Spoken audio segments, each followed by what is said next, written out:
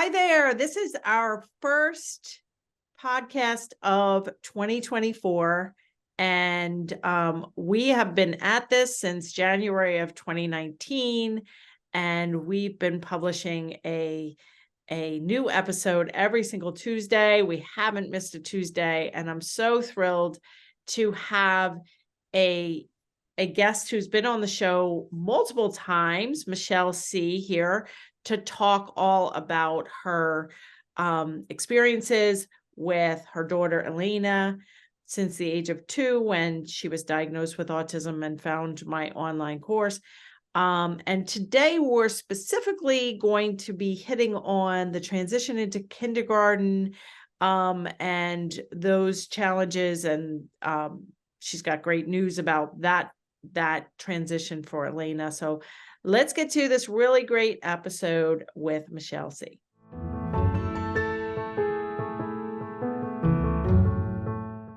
Welcome back. And it's so nice to see you, Michelle. Thank you for joining us again. You've been on the podcast, maybe 3 or 4 times. Yes. Thank you for having me again. Yeah. So, I know we can link all of your episodes in the show notes. I think your first episode was 78. So that was like in 2020. Yeah, Yes. It was in 2020. So I know I usually start out with the fall into the autism world. We're going to do a really condensed version just because you've been on the show a bunch. So can you tell us in like a minute or two about your fall into the autism world, just to catch up listeners who haven't seen you before? All right. So Elena, my oldest daughter, when she was about 18 months old, she had a couple of non-functional words. She said mom and dog, and it wasn't the 6 words that the doctor said was typical for 18-month-olds to have. And not only that, the only words that she had were very much pop-out words. They weren't functional at all. If I asked her, if someone asked, where's mommy, or who is mom, she couldn't point to me. She had no idea what mom or dog actually meant, but she did say those words. So at her 18-month appointment, they did tell me that she was speech delayed and recommended speech therapy.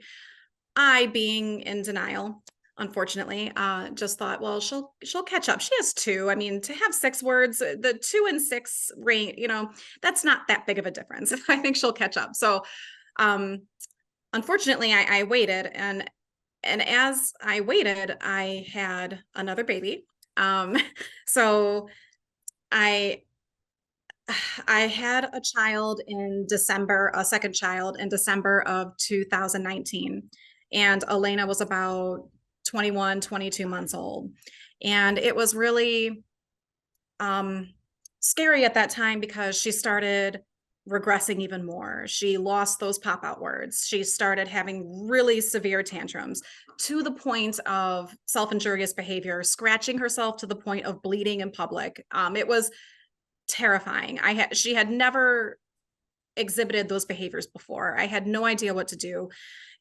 But still in my head, in my denial, I thought, she's just doing this because I had a new baby. She's just doing this because there's a baby in the house and she doesn't understand because she doesn't have language yet.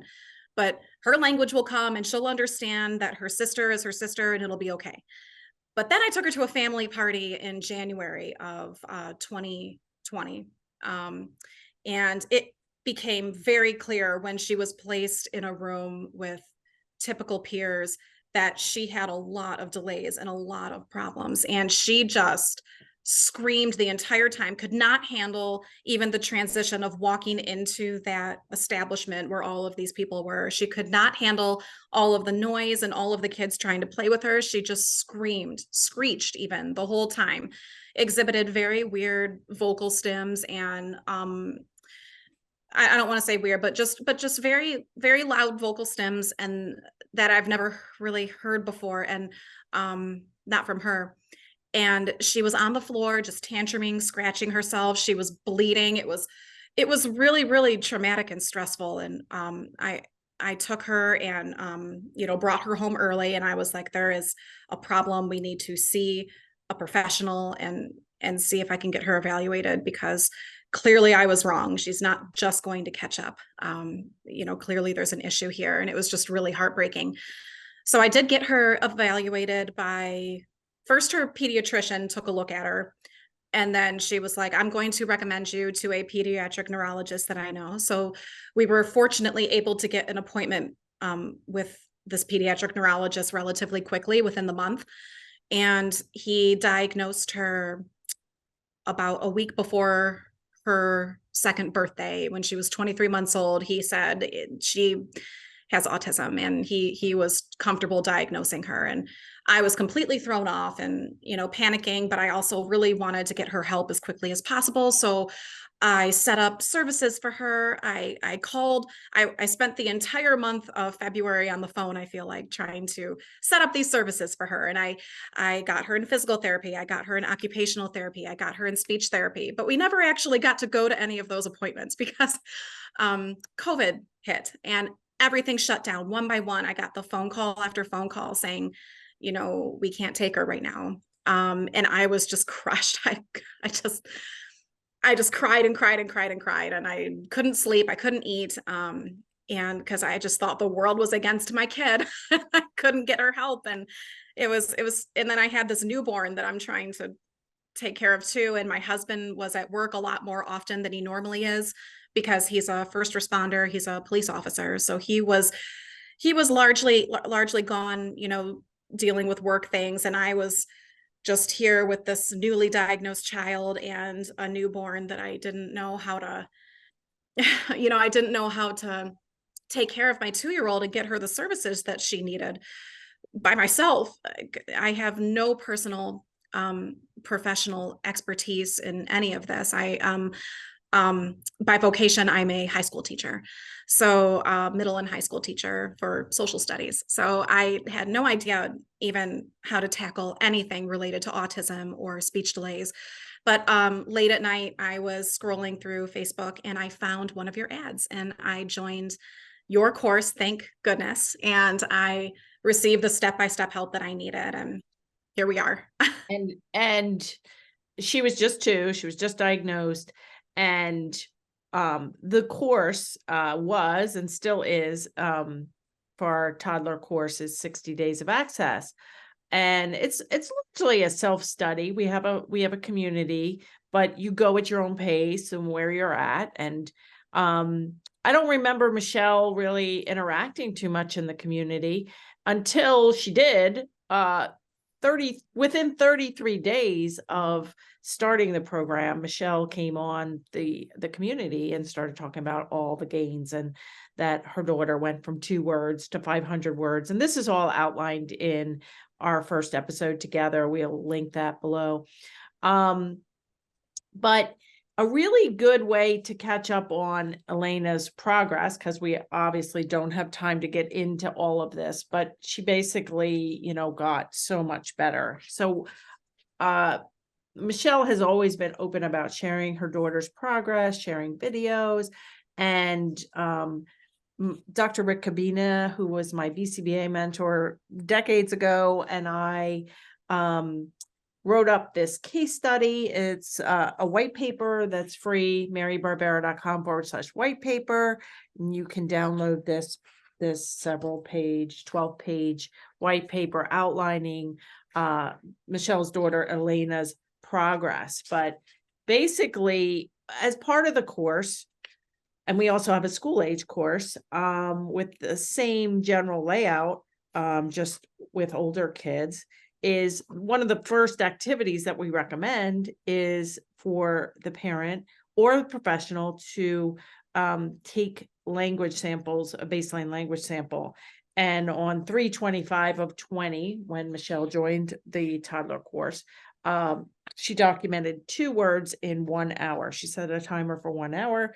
And then 33 days later, on 4/27/20, she set a timer for 1 hour again, and documented 180 words and phrases, including contractions, prepositions, pronouns, things that we definitely don't teach. Basically, the floodgates opened, and Michelle got echoic control and got the table and the materials well paired, and Elena just really took off. And the other important thing that's outlined in the paper is when she went to the neurologist and when she got early intervention started, when Elena was 2 or almost 2 at 23 months, she had standardized speech assessments, including the Rossetti Infant Toddler Language Scale, which is very commonly used in the birth to 3 population. And on one of those scales, she scored 0 to 3 month level for expressive language. And then she had an opportunity right after the course in April of 2020, late April, to do other standardized language samples. And you can't redo a Rossetti that close, within a couple months. You need more like a year. So they did other standardized speech testing, and one of the tests scored a 30-month-old level of language. So she basically went from a 0 to 3 month level to 30-month level, and she was only 26 months of age. So it definitely unleashed a lot. And then it also controlled her problem behaviors, so that self-injurious behaviors went away. She also got more social, more engaged. And then we did do an episode on all of a sudden she was freaked out by the bathtub, and you can look at that episode as well. So our guidance and our courses were able to then, Michelle was able to tackle those other problems, not just expressive language. So that, I think, kind of catches up people to basically the first 4 months of you being with us. You went on to the Verbal Behavior Bundle. You watched all of that. You didn't just go like, okay, she's fine. You sent her to ABA therapy, to a center in June, but that was kind of short-lived because she was basically at the center doing really well. And she only stayed in the center for how long? She was in the center for about a year, but the reason why I kept her in that long was because it would have been a nice transition, and it was a nice transition into nursery school when she turned 3. So when she was 2 years old, she got her diagnosis in February of 2020, and then COVID shut everything down. And then in early June of 2020, I was able to get her into a clinic that, after I took your course, I approved of, because they followed a lot of the same strategies naturally that you taught. So I got her in there mostly because they had a DI program, a direct instruction program, where she was able to prepare for a nursery and preschool setting where they had like a mock classroom, and they would do circle time, and they would have story time, and then individual stations and transitions. And those things I thought were really important to her as well. So they put her in with a group of kids that were about at her level language wise. There weren't a lot at that clinic, but there were a couple that were about at her level language wise by the time I got her in there. So she was able to learn those practices for nursery and preschool. And then when it was about September of 2021, it was time for her to go to nursery school. So it was a nice transition away from ABA. And she ended up transitioning without an aide, without much support, and she did really well. So yes. Yeah, and I did do a video and a podcast on how to pick a ABA school or home therapy center, and we did discuss that in the past. So fast forward now, Elena is 5, almost 6, and she is in typical kindergarten.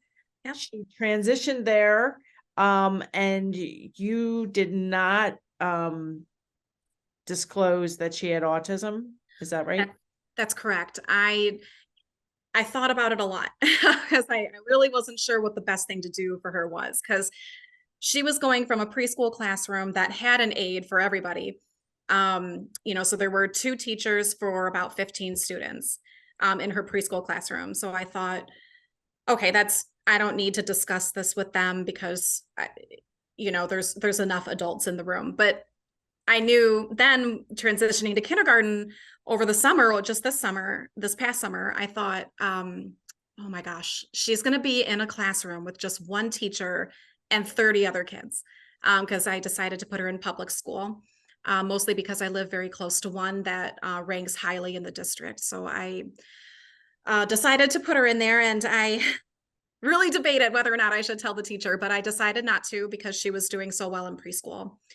And she also has neighbors that are in the same class as her. So literally our next door neighbor is a girl that's also in her class. And I thought, well, I think it's going to be okay to experiment with this, and I will wait for the first set of conferences to see how things are going. And of course, I would send some communication back and forth with her teacher on the Remind app that she uses, and I would ask, "Are things going okay for her? I haven't heard anything." It's like when you don't hear anything, it's a good thing, right? But sometimes you wonder. It's like, oh, you just don't know because I'm not Right. allowed in there. So, Right. so it was a little scary to do that. But I'm very, very grateful and glad that I made the decision not to discuss her autism diagnosis with her Mhm. teacher. And your neighbors don't know that she had a diagnosis of autism, and No. so now you just had your first teacher conference in the fall. So how did that go? It went so much better than I could have ever hoped for. And I expected things to go pretty well because she would come home with work that, the teacher would write little notes on there about, what she loved about the work she was doing. And, so there's a little bit of communication back and forth in the class folder, the student folders. But I, I was so thrilled because Elena took a standardized test on an iPad, which I had no idea how that was going to go. She's never taken a standardized assessment before, besides her autism evaluation, of course, and the ADOS and the Vineland and the Yeah. Rossetti and those things. But she had to take an assessment where they have little headphones and it reads the question to them. So, Elena told me herself, I turned the audio off because I read it because she could read it faster than she could than she could than she was willing to wait to listen for, so she took the standardized assessment and she scored above average for math and reading, and the math score that she received was a couple points away from being gifted on this test. It's called the NWEA assessment, also known as the MAP. So I'm not sure if that is given all over the country, but it was just a typical standardized assessment to kind of gauge where the student ranks in terms of typical peers, and then in terms of where the school is ranking, and then in terms of where the district is ranking. So the results give you a little comparison, and Elena was above all of them Mhm. for it. So I was So just so impressed. what did the teacher say about, like, not just the scores, but like Yeah. how she's doing language and socially and They said, and she said that Elena's just so sweet and willing to follow the rules and she comes in and she understands the routine of doing the morning work and sitting there, and she raises her hand when she has a question, which was a problem with her preschool. She didn't typically raise her hand to ask for things right away. She would kind of just tear up a little bit in preschool, and kind of wait for someone to help her. But with help, and after kind of talking to you in the Facebook group about this in our community, I was able to tackle this and kind of help her realize that she can ask for help, and reinforce and shape up that behavior of asking for help instead of just crying to get what she wants. So she's asking for help. She's asking for things that she needs. If she doesn't have a pink crayon and she needs a pink crayon, she'll raise her hand and ask permission to go get one. And the teacher was just very impressed by her ability to follow instructions and to and to really advocate for herself, for what she needs. And she plays well with others. She shares. She initiates play at recess. That's what I was told by her teacher. Which is just such a far cry from where she was when she was 2, because when she was 2, if another person that she didn't know came near her, she would start screaming when she was 2. It was really frustrating. And I just want to note that I didn't work on social skills per se. I worked through the strategies in your course to gain that instructional control during table time, and really work up the skills that were important. And her social skills developed naturally from that. And even her language really developed naturally from that. Right. Just Yeah. implementing those strategies. We're big on don't overteach. Don't, like hopefully open up the floodgates as early as possible and then let language continue to develop as naturally as possible. Like if you don't have to teach contractions, prepositions, pronouns, colors, color plus item, if you don't have to teach all of that, and in Elena's case, Michelle documented, and we published it, is that she went from 2 words to those phrases, to those really important plurals and contractions and all the things that are measured by standardized language samples and language evaluations. And I would say that we ended up publishing this as a white paper. We did try to submit this, and there were 2 problems with it. One is it wasn't as rigorous of design. It wasn't like a multiple baseline or alternating treatment design. It was a case study design. But I felt that it was during COVID. It was we had standardized language samples, and we had the Excel sheets that Michelle did on her own. And I felt like that gave it a lot more credibility than, I do think that parent input and parent research on language samples, for instance, can be paired very well. My newest assessment, which wasn't available, you had the 1-page assessment that you did, and then we did document that in the digital assessment recently. And I think her overall score when you started was like 20% or something like that. Yes. And then by the time she was 3 or 4, when we actually had the digital assessment, it was 100 or near 100%. So I do think that parents taking research, taking data, and doing my digital assessment, comparing that to standardized assessments, it's kind of working out to be, not that the digital assessment that I have right now is validated or reliable in any way, but the more we can do research on pairing it with language samples, pairing it with Rossetti's, pairing it with birth to 3 assessments, the better, the better the assessment will be validated, but the better kids will do as well. Because, the problem with standardized testing is you get the standardized results like 0 to 3 month level or 9 to 12 month level. It's just panics you. It doesn't really tell you what to do about it. And once a week speech is not going to do it for a kid like Elena or a kid like anybody. And Correct. Yeah, it's totally not going to do it.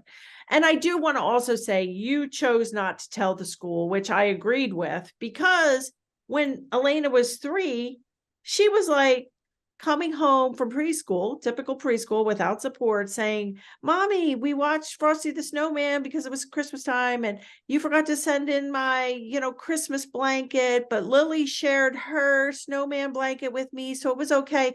I'm like, wow. So it normally, if your kid has any delays, needs an IEP, needs support, I recommend being very honest with schools. And Lucas went to typical preschool, even though he had moderate severe autism and needed a shadow with him and needed communication. And but if you get a child who is all caught up or mostly caught up, there is going to be a range of kindergarten students who have all kinds of issues. And if you, disclose that she has autism when she's no longer, you said before we started recording, you said you did bring her back to that pediatric neurologist who diagnosed her right before 2. You brought her back when she was 4. And what did he say? Yeah. So he told me when she was 2 years old and he gave her this diagnosis, he said, I don't usually diagnose kids this young for a number of reasons, but seeing her, like, I'm comfortable with giving her the diagnosis. He said, but I'd like to see her again every 2 years until she's like 8 or 10. At 4 years old, when she was 4, it was like kind of a Zoom call situation. So it wasn't ideal. I really wanted him to see her in person, but she was great for it. I mean, she wanted to be in front of the camera and talk to him, which was great because 2 years prior, that was never going to happen. I could never get her to sit for any sort of any period of time. But yeah, so because I took your course and now she loves sitting with me. She considered it kind of like special time with mommy, and we got to invite somebody else to table time. That's what it kind of felt like for her, I think. And so he said, after she interacted with him and he asked her some questions, and he kind of just talked to her, just had a conversation with her, and she was so interactive and loved it and like ate up his attention. And showed him all kinds of stuff that she got for Christmas that year. And she was like, wait, I have to show you something. And, she ran to get something and brought it back to him. And it was just a number of things, it was just so wonderful. Like, especially 2 years prior, I'm sitting there crying like a crazy person during this. Like, I'm like, I'm okay. This is just happy tears. And, and he goes, he's like, wow, like, this is like an unrecognizable situation. This is nothing like the kid that I met 2 years ago. This is nothing like the kid you brought to me to my office 2 years prior. I mean, this is just amazing. So he was just so thrilled, and he's looking forward to visiting with her again, either via Zoom or, if he's comfortable again, now that, things are, a little bit less traumatic with the pandemic, going to see him in his office. I think, he said he looked forward to seeing her again, and we would kind of work our way from there. Yeah. Yeah.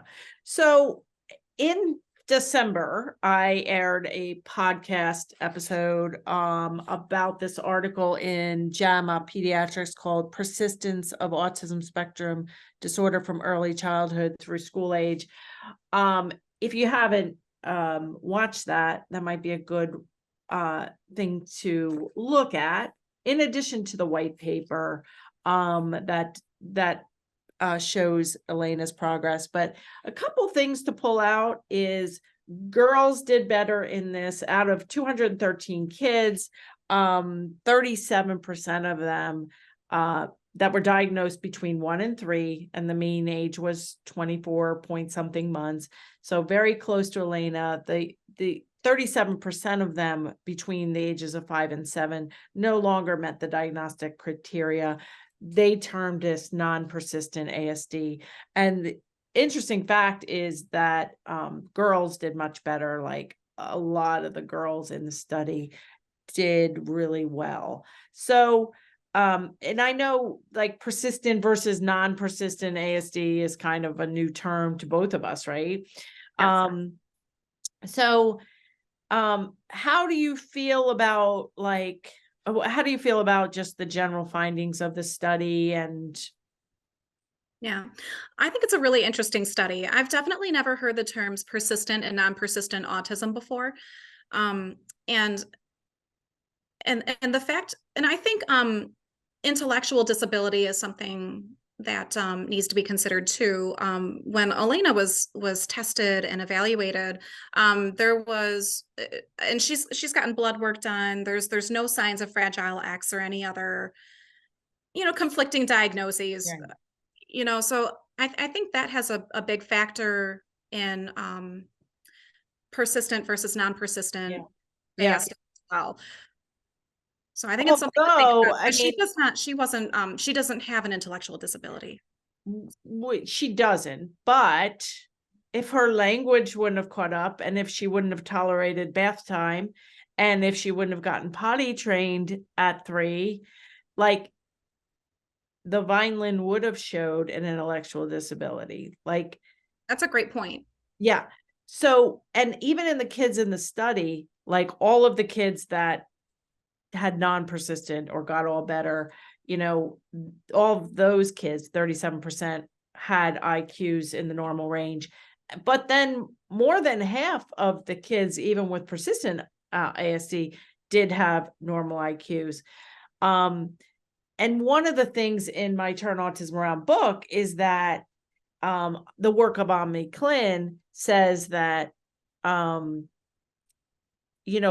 autism itself, the gene or the genes or whatever, isn't really what you're tackling. You're tackling the severe language problems, the severe behavioral problems, and you are trying to prevent and reverse any kind of intellectual disability, severe behavioral problems, and you're trying to tackle those, which we know can be changed. They can be treated, they can be, in some cases, reversed, those severe speech and behavioral problems, which in the end, I mean, when I think of Lucas at 2 and 2.5, he didn't look like he had an intellectual disability. And he went to typical 2-year-old preschool by himself without aggression or self-injurious behavior or severe separation anxiety. And he has had an intellectual disability diagnosed from 3 on. And it is persistent. So it's not just about intellectual disability, but if things wouldn't have gotten better, she would have gotten a diagnosis. No, you're right. And another thing from that study too, they said that mothers that were more highly educated typically experience a better future trajectory for their children, which I thought was an interesting thing too, because though I am educated, I'm speaking to someone who is a doctoral level BCBA, and so I just thought it was interesting because, obviously if that were true 100% of the time, then, Lucas would be completely typical, right? Well, It's just interesting. But first of all, we don't know neurologically or what was going on inside Lucas's body. But also, I didn't know any of this. I mean, they just said well-educated, like college level moms had better trajectories, but you had a teaching background. Like, yes, it was high school teaching, it was social studies, wasn't preschool. And I was a nurse, which I worked with neurologically impaired adult patients, but the fact that we both had degrees, college degrees, and computers, and did research and made the appointment, even though we were both in denial, we at some point got ourselves out of denial and into action. I mean, the fact that you took the course and did the time sample, language sample, and took her to the neurologist. I mean, all of those things. And there have been a lot of previous studies to show that that the background of the mom, just being a general background of they did say in the study of the 213 kids done in, the study was done in Boston, that these 213 kids were generally a whiter audience, more college prepared moms than the general population, socioeconomic status was higher. So, these, were best outcome, situations in a lot of cases. But and I think you're an example where your child did reach best outcome at this point. We never know what the future is going to bring. But, it does show that things can get better, can improve, and that we're not trying to necessarily stamp out autism. We are trying to treat the severe speech problems, the severe behavioral problems, the severe self-care, adaptive skills. That's another thing in the study is adaptive skills on baseline were higher. But she had, she had significant needs. We don't have a crystal ball to look backwards or forwards. So we can't say, well, what would Lucas look like or be like if I didn't have any of this knowledge. I didn't know how to keep him dressed at his 3rd birthday party. He would strip all his clothes. I didn't know how to teach him to blow out his candles. And I was in denial for more than a year. So all of those factors definitely, but we can't, if you're listening, and you're thinking, oh my God, that's amazing. That Michelle's daughter did so well. Like, this isn't a competition. This is just helping each child reach their maximum fullest potential, whatever that is. And then keeping the bar high and knowing that if she has any issues, physical, medical, mental health, if either of your daughters have any issue, you just hit it head on. Don't get in denial. Don't waste time. Really assess the situation, see what's going on, and make a change, just like anything else. We just don't have months and years to waste if a child is having any kind of problems. No, that's absolutely true. And I'm also prepared. If any of my daughters have an issue in the future, I just feel so much more prepared, thanks to being a part of this community, this Turn Autism community.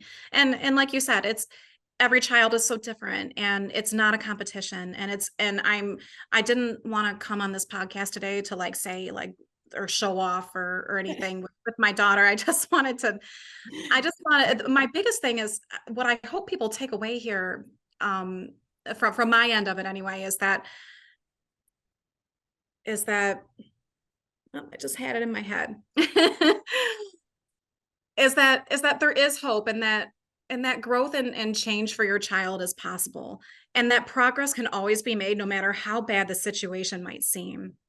So that was something like what was in my head, that I wanted to share. But it's just when Elena was 2 and when she had all of those problems, I really had very little hope at the time. And when I started the course, the toddler course with you, I really had a goal of just getting her to say maybe 10 words, 10 commands or requests for things like potty, water, hungry, thirsty, milk, whatever that she wanted most, mommy, daddy. Because I saw a testimonial, and the reason why I joined your course in the middle of the night one night is because I saw a testimonial on your website that said it was this mother who took your course, and she got her son from 0 to 50 words. And I thought, by the end of the course, and I thought, wow, that is amazing. If I could get Elena to say anywhere near 50 words, I would be over the moon. If I could get her to just stop hurting herself and I was fully prepared to be a mother of a severely special needs child for the rest of my life. And I just thought, if this course can help me even just a little bit, that would just change everything for me. And it turns out that her results, the progress that she's made, have just blown everybody out of the water. So there is, including me. Yeah. So I mean, I'm just so grateful, and really, it's just a fun process too. Nothing was fun about her diagnosis for me, and I don't want to say this is like fun, but I'm saying the course and implementing the strategies and creating table time with Elena was fun, because before the course, she didn't interact with me at all. She wanted nothing to do with me, really, other than her basic needs.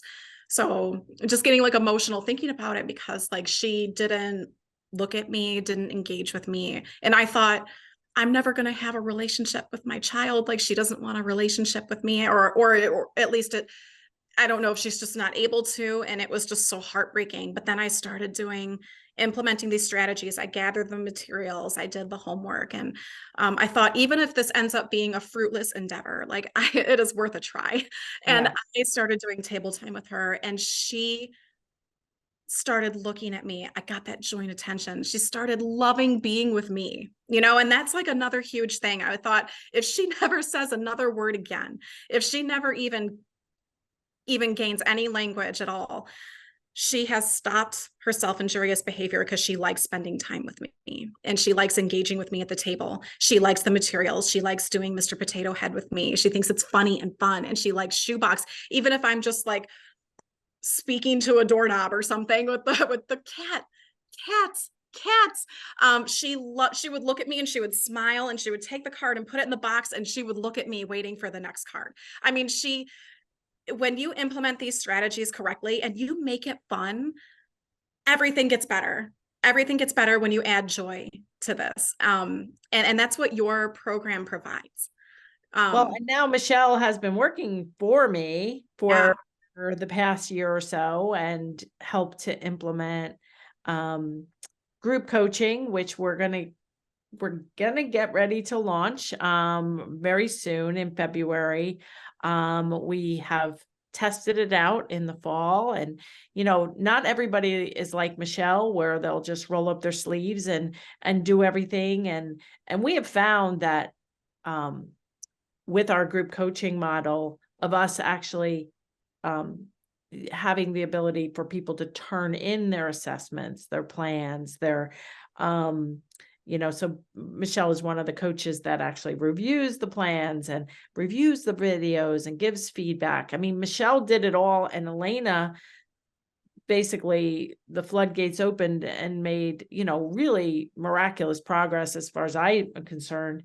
That doesn't happen, every day in our community, but having the ability to really dive into something more beneficial, to not just be a self-study, to dive in, to get feedback, so that you're not going in the wrong direction. Because if you're practicing something and they're throwing potato head, or they're obsessing over the ears, or they're walking away from the table, it's a process that it has to be individualized for each child. So anyway, you'll hear more about that group coaching model in the next few weeks, so stay tuned.